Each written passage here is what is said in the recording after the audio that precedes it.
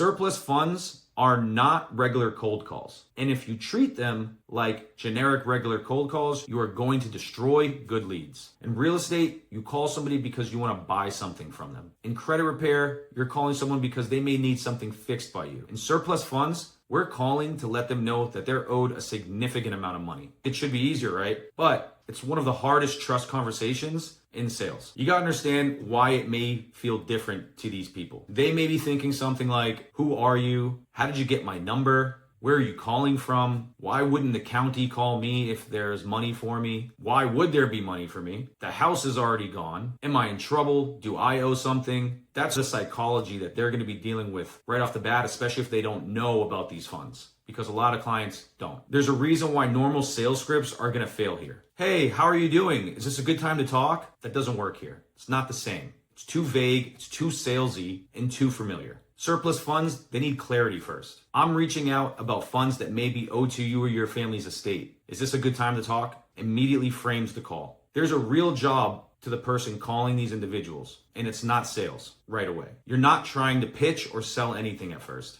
What your main job is going to be is to provide clarity, to inform, to educate on the process, establish legitimacy, confirm and verify they're speaking to the right person or family, explain the no upfront cost process and how you're going to help them from start to recovery, and move them to the safe next step to get them to want to work with you. Now, there's a lot of mistakes that can happen inside these calls and even before they happen. One of the biggest mistakes you can do is make it sound like they owe money. If a person hears foreclosure right off the bat, they usually think that's a bad thing. They think debt, case, courts, banks, nothing too positive for them. They pretty much think you're calling to collect money. That's why language matters so much here, and the right verbiage, because we're not calling about money they owe. We're calling about money that is owed to their estate. So there's good language and there's bad language. Bad language. I'm calling about a foreclosure. Too vague. A better version would be, I'm calling regarding money that might be owed to your estate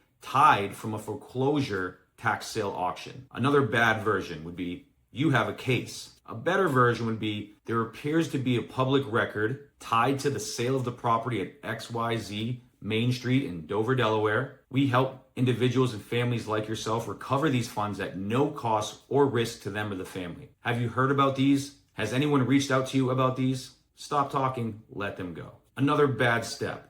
Let's say you've talked to them and you're trying to move forward. We need you to sign documents. Not good? A better way to say it. The next step for us to begin working for you and fight on your behalf and be able to represent you in court to get these funds back for you and your family is for us to have our engagement documents signed. We can provide a digital or in-person notary at your time and convenience and location. What's the best day for you, today or tomorrow? You can see the difference. There's a lot of different pain points in these calls. There's a lot of different angles that you can already know to go with before by doing the correct research and verification that we teach and preach before ever even reaching out to a client or a family. If this is something you're interested in learning more about, watch the next video, go back and look at our library. We look forward to seeing you on the next one.